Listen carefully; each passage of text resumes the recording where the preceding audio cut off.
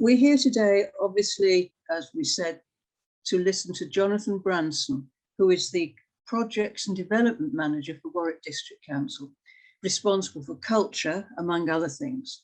Hence, he is responsible for the CultureFest, which is the big programme surrounding the Commonwealth Games. I am very grateful he could make it here today because, make the time to talk to us today, rather, because the CultureFest has already started. In fact, it started mid-March with Motion House, and it's going on for 6 more months, so I assume he has an awful lot to do. He's responsible for that and also for a few other projects which we might hear about. But I think now we can say everyone is here.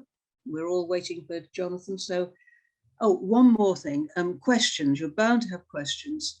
Can you wait until the end to ask them? But please, if you have anything you want to say straight away, put it into the chat box, and then Gary will sort the questions out and put them to Johnathan as time goes on.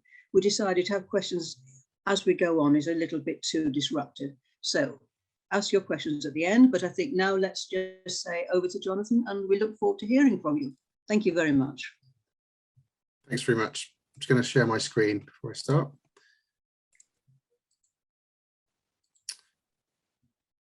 Okay.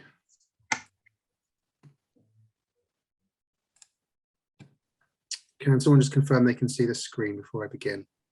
Yes, can see the Brilliant. screen. Okay, I can't see anybody, so apologies. First of all, thanks to everyone for inviting me to come and talk about Warwick District's CultureFest. I'm Johnathan Branson, the Projects and Development Manager at Warwick District Council. I'm also Warwick District Creative Compact Manager, which I'll come on to explain a little bit more about that in the presentation. I should also apologise in advance. I've got the tail end of COVID, so if I'm paused for a long period of time or a short period of time, I'm just having a little coughing fit, so apologies in advance. Okay. So over the next 30 minutes or so, I'm going to introduce what CultureFest is, when and where it's happening, why we're doing it, how it was developed, how people and organisations can get involved, and then provide some examples of confirmed programme.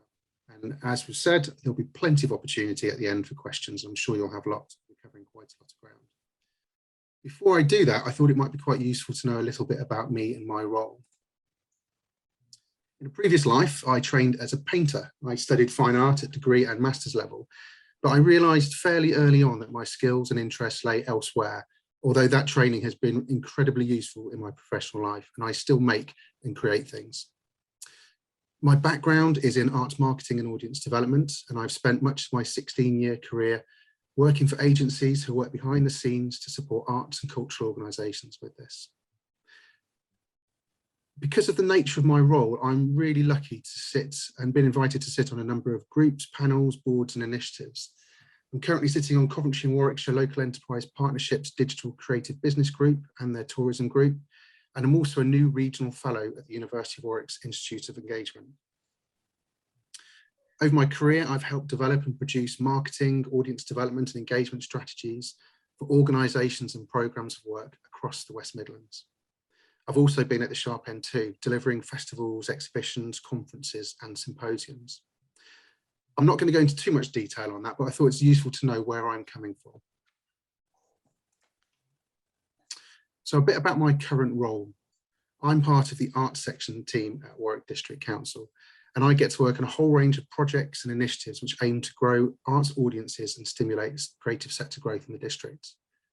I manage Warwick District Creative Compact, which is a network of 19 leaders from organisations representative of the area's creative sector, including Arts Council England portfolio organisations like Motion House and Live and Local, Coventry and Warwickshire Local Enterprise Partnership, Shakespeare's England, universities, both Coventry and Warwick, digital agencies and many more.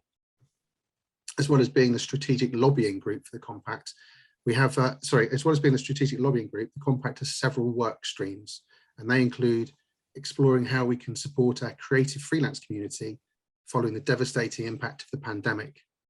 Freelancers, as I'm sure you'll all know, are hugely important to our creative ecosystem, and how we can explore and activate strategically important and underutilised spaces and places in our towns, like the Town Hall. I'm also responsible for programming and managing Spark, which was our hugely successful and valued annual symposium for the creative sector. And I was responsible for programming I was responsible for developing the proposal that was successful in winning future High Street funds to help the town hall on its journey to become a creative hub. I worked closely with David Gilding, who's the arts manager at Warwick District Council, on the development and implementation of Warwick District's creative framework, which is a 5-year strategy for creative growth. Before I launched into CultureFest, I wanted to play a 4-minute video that we produced just before the pandemic, which explains our vision for the creative sector in the area. This vision underpins everything we're trying to achieve with CultureFest and other projects and initiatives I've mentioned. So cross your fingers and hope that the technology will work.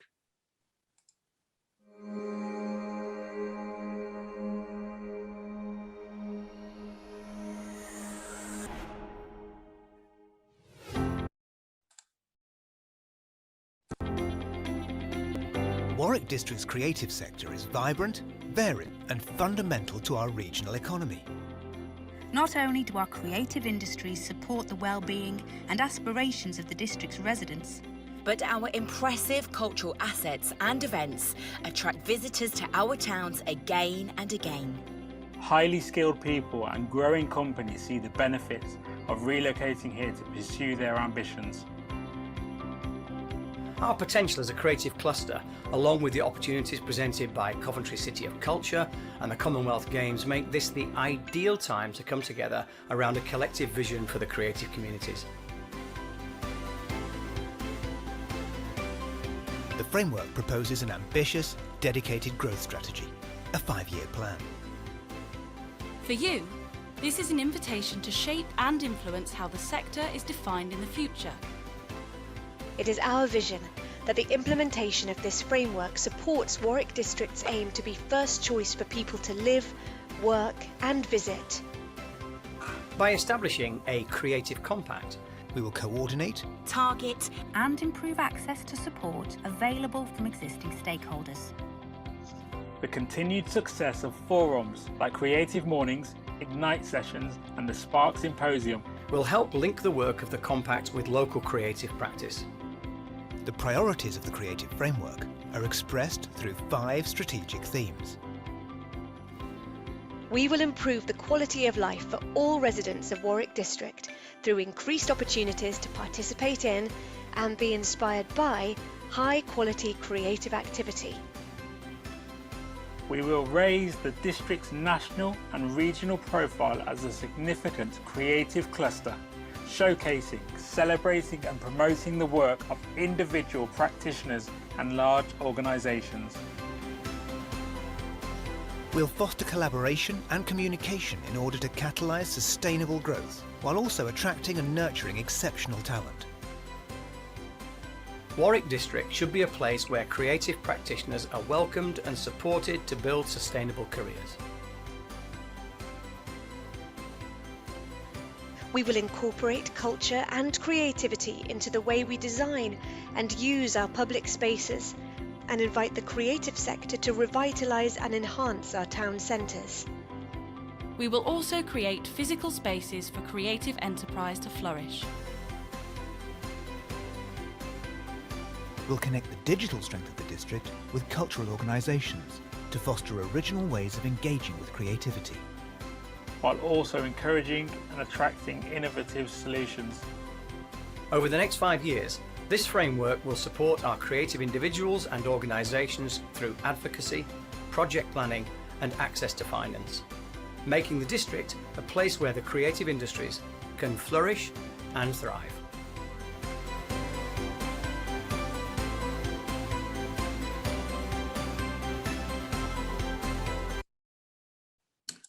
Oops, I won't play the credits, but there we go. So I hope that sets the scene from where we're coming from with all of this work. So I'm going to move on to the CultureFest stuff now. So on to the what. So what is CultureFest? And we hope the clue is very much in the title. CultureFest is a month-long culture festival that will bring together a collection of new and existing work under an umbrella brand. It's taken place across Warwick, Leamington, Whitnash and Kenilworth, the 4 towns that make up Warwick District, from the 16th of July to the 21st of August 2022, which is roughly 2 weeks either side of the sporting events. Why are we doing it? Well, as you know, we have the lawn bowls, para lawn bowls and road races all coming to our towns over the summer. It really is a once in a lifetime opportunity for us to showcase and celebrate the incredible arts, heritage and culture in our area. It's also a really useful mechanism to help deliver strategic objectives around creative sector growth, placemaking and engagement, which feature in Warwick District's creative framework, which you've just heard about. Importantly, culture provides a common purpose for us to unite and ignite the sector around, and will help us to connect people and ideas. We've been working on this for a couple of years now with the help of senior producers at Birmingham 2022 Festival, Warwick District Council's Birmingham 2022 Project Board, Warwick District's Creative Compact and critical friends from across the sector. We believe that this is the best and most effective model given the resources available to us. CultureFest has three main aims and objectives: for the people who live, work and visit the area to discover or rediscover world-class venues and artists across our 4 towns, to find new stories and experiences by young people and emerging talent, and to have fun and enjoy shared experiences with friends and family. Like all good festivals, CultureFest is curated, and all successful submissions will meet the following selection criteria. We have three curatorial themes which closely align with Birmingham 2022 festival themes, and they are Our Place in the Commonwealth, The Present Moment, and Stories of Warwick District. Featured programme must engage at least one of our target audience groups, our children and young people, families and audiences that cultural institutions traditionally struggle to engage. Again, these align with Birmingham 2022 Festival's target audiences. Of course, it must take place during the festival's timescales. Whenever I introduce themes during presentations, I always get asked for more detail on them. So don't worry, I'm not going to read all of the descriptive text on this page, but I'm going to pick out some key points. So Our Place in the Commonwealth is about profiling the many communities in the district, creating the space for honest conversations about the existence of the Commonwealth and its origins, and allowing historical identities and traditional narratives to be questioned or overturned. The Present Moment is about exploring and addressing the timely and urgent issues of the world we live in, and reflecting on the extraordinary moments of the Games. Stories of Warwick District is about shining a light on the rich, untold and living history of Warwick District. We've been planning CultureFest for over 2 years, and it's chopped and changed as we all try and figure out how to live with COVID. So we've had to move pretty quickly since October, when we made the CultureFest programme toolkit available on our website. The toolkit provides everything you need to know about submitting a programme to the festival. The application process opened in November, and we'll start to promote confirmed programme via our CultureFest website from the end of March, so about now, up until the end of the event. It's still early days, which is why my presentation is so light on visuals, but the selection panel, which includes representation from Birmingham 2022 Festival, Motion House, Warwickshire County Council, Warwick District Council, and Warwick District Creative Compact, has already met 4 times to discuss applications. The next panel will meet in April. All applicants will be contacted the following week with a decision, and successful applicants will be invited to a one-to-one meeting to discuss next steps. Unsuccessful applicants will be introduced to ways that we can still support them with profile raising activity through the festival. So what's in it for participants?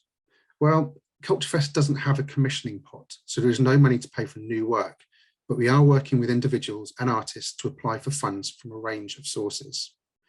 Warwick District Council's new arts grants, which we launched at our Spark Symposium last month, is just one of the many funding sources available to the sector. We can support raising the profile of organisations' existing programme through our dedicated marketing campaign, which I'm developing in consultation with colleagues from our media team. We can help grow and cross-pollinate participants' audiences as we see a huge influx in the number of people visiting the area in the lead up to, during and following the Games. We can connect people with similar passions and ideas. We can connect arts providers to spaces and places to present their work. We can be critical friends to help develop new work. And finally, we have a box office at the Spa Centre, so we can provide ticketing solutions for those that don't have this resource or know-how. As I mentioned, it's still early days, so we don't have a huge amount of confirmed programme to introduce. Some of the programme is also embargoed as it's in development phase, but I can give you a flavour of what's to come. Market Hall Museum in Warwick is presenting a piece of programme called On Your Bike, which is an exhibition and activities to coincide with the cycling road races. Leamington Spa Art Gallery and Museum will be using photogrammetry and augmented reality to connect objects from the collection to sites in the town and around, connect sites in the town around the theme of Commonwealth in new and innovative ways. Not technically a venue, but Foundry Wood are presenting an outdoor theatre piece called Red Sky at Night by Micron Theatre. And that's a piece about the unpredictability of weather and our lives in the wake of the pandemic and climate change. We're delighted that 4 festivals had signed up to CultureFest. Art in the Park and the Warwick Folk Festival are both hugely valuable and important dates in the cultural calendar, and they are exploring how they can address CultureFest themes in their extensive programmes. Similarly, we're working with the Good Times Festival in the same way. Warwickshire Pride are exploring the creation of some new work to highlight the injustices that LGBTQ+ people face in many Commonwealth countries in a way that informs, engages and educates. Leamington History Group will be presenting a global Leamington project, which will create further awareness and celebrate Leamington's rich and diverse history across the globe, particularly its connections with Commonwealth. And there are a whole host of other trails and tours being planned. Birmingham 2022 Festival have commissioned several pieces of work that will be presented in the area as part of CultureFest, including Talking Bird's production of Come Bowl With Me, which is described as a funny and interactive outdoor performance celebrating lawn bowls. There's also another commission coming, which includes robots. I'll share more news of that when I'm able to. We're also working hard with officers and colleagues at Warwick District Council to bring new bits of public art to the area. You're probably aware of the Royal Leamington Spa colour palette at the station and Jenny Monker's bridge on Prince's Drive. We're also working with Warwickshire County Council on their Art Challenge Our Spaces programme, and will soon announce a new sculpture that will feature in Leamington. And Leamington Rotary Club hope to install 3 pianos in the town for members of the public to play. They'll be decorated by young people and local groups informed by CultureFest themes. We will also announce news of a screen-based arts programme very soon.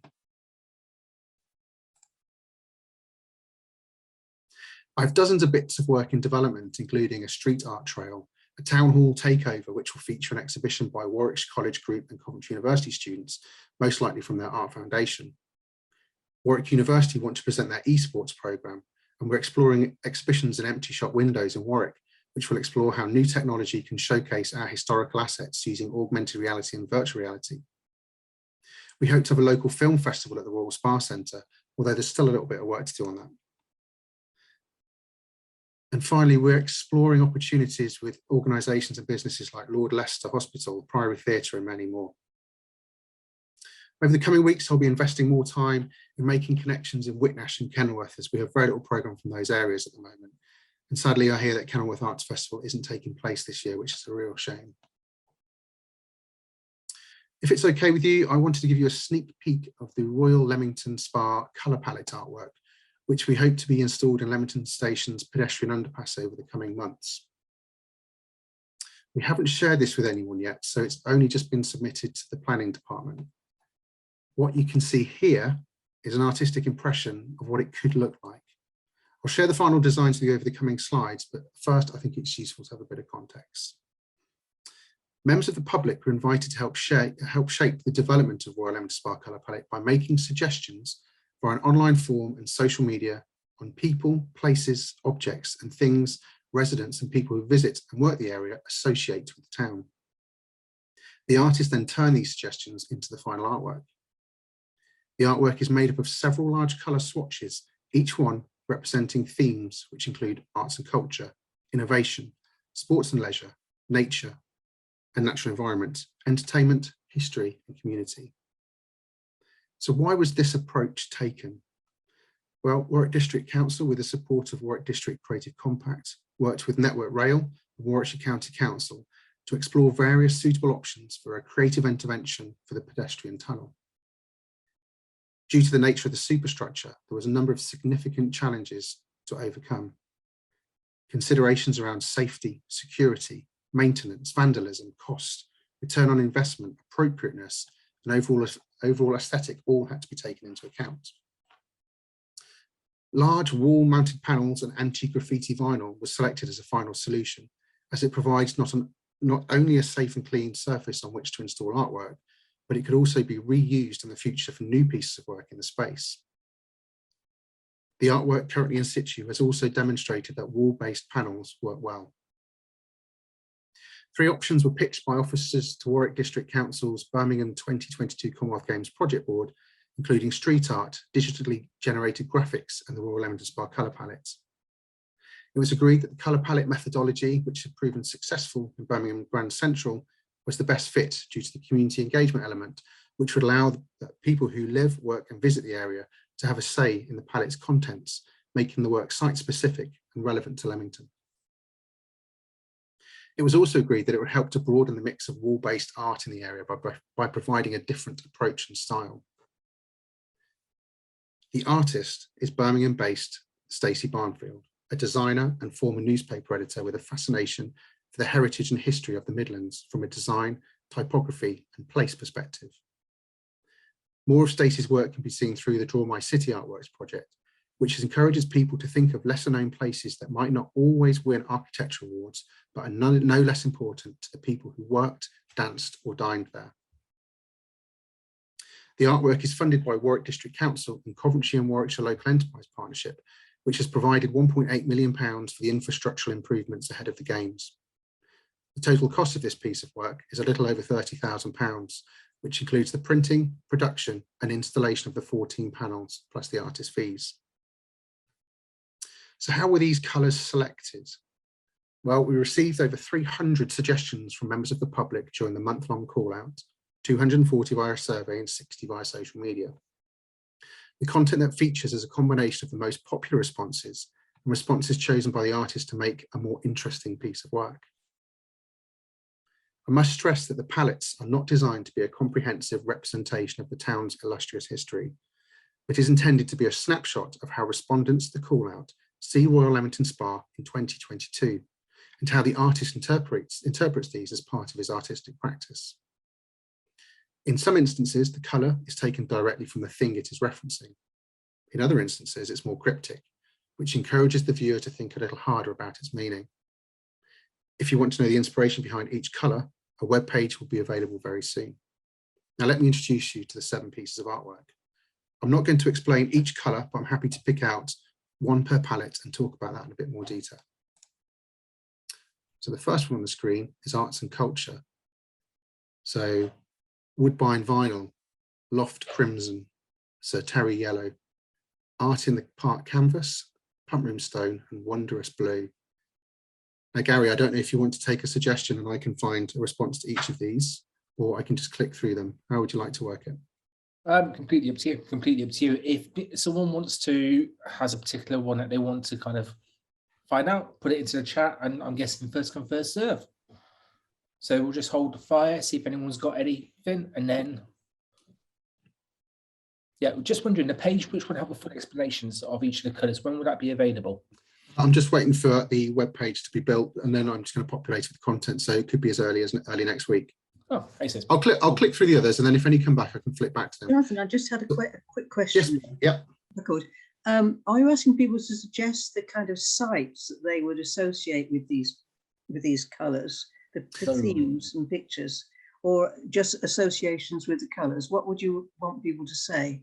So for this, so these have already been designed. The artwork has gone through that whole process. So at the moment, if anyone in the group would like to know if something isn't immediately obvious, so for example, Pump Room Stone is quite clear that it's referenced in the pump rooms. Whereas Wondrous Blue, for example, you might be questioning what that's about. So Wondrous Blue was the one that's just been picked out, just to let you know. There we go. So Wondrous Blue. Thank you. Yeah. No problem. Wondrous Blue is a nod to, it's a motion house, as you probably know, contemporary dance circus company based in Leamington, have been for 20 so years. this was a nod to Motion House. So we didn't want to just say Motion House Black and refer to the branding. So the artist went away and thought about how it could be interpreted in a different way. So it's a little nod to their new piece. It's about the present moment. So the new piece, I think it's called Wondrous Store. I've completely forgot the name of it, but it's a reference to the new piece of work, and the colour is taken from that. So Woodbine Vinyl, for example, links to Woodbine Studios and Loft Crimson Loft Theatre. So on the next one, we have sports and leisure. So these are probably a bit more obvious. So rowing navy, there's lots of reference to rowing boats on the Lem. Bowling green, Renshaw Lawn, so references to historical tennis. We've got cricket references, Randolph Turpin boxing, and real tennis. We've got colours referring to their brand and so on inside the tennis club. Entertainment, we've got Spa Centre Red, Food Fest Spice, so that's linking to the food festival. The Assembly Gold, and I think this references the figure on top of the assembly that sort of glistens in the sun. I think the Lantern Parade is referenced in here as well. The bandstand and Warwick Street being a place where there's lots of shops and retail and coffee shops. All of these things came out as some of the strongest responses in the survey when it went out to members of the public. Could I just ask, in that one, bandstand brass? Yeah, so it's a bit of a play. So actually, there's been many brass bands playing on there. So it's kind of, it wasn't referencing directly the colour of the bandstand. It was more of a play on music that was played on there. Which were some of the responses that came back from the survey. Gurdwara, so community, we've got Gurdwara Gold, referencing the building, Churchstone, I think that was the parish church parade, Peace White, which was relating to the Peace Festival. Pride Pink wasn't contentious, but we had questions around that. So we've been working with Warwickshire Pride, and pink was something that was used as a colour to, a negative colour. It had negative connotations, but it's been reclaimed by the LGBTQ plus community, so they're quite keen to have it as Pride Pink.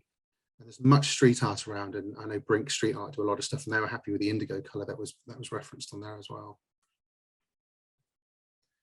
History, so there's references in here. So architects, the Cundall Brick, there's Town Hall, references to Regency, Queen Victoria, the elephants, as you imagine, probably was a very popular response, and then the springs as well.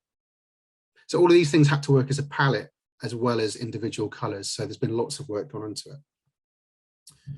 Nature and the environment. Obviously, Jeffson Gardens mentioned in here. The Valley, Spa Water, the Weir, Foundry Wood, and Midland Oak are all examples of things that have been recommended. Innovation, so we've got Joystick Fire, which is a reference to the gaming sector in the area. Code Red, there's lots of digital coding, software engineers and so on around here. Range, I think, is reference to Range Master, and then we all know about the history of them, camouflage being designed in the area. Racing Green, I think that's a reference to the E-Type Jag, and Whittle, so we'll see Whittle and the jet engine. I think Jet Black, so again, it's not naturally that descriptive of the colour of a jet, but Jet Black, Whittle, so it's kind of a little play on those words as well. Okay, so that brings me to the end of my presentation. I'm going to finish by saying, sorry. Oh, am I about to carry on? I'm going to finish by saying we're really excited about the possibilities and opportunities that Birmingham 2022 Commonwealth Games is creating in the area. And we hope that CultureFest can support the arts, heritage and creative sector to raise its profile and capitalise on this once-in-a-lifetime opportunity. I'm encouraged by the applications we've already received and the conversations and connections that are already happening as part of the programme. Thank you for listening.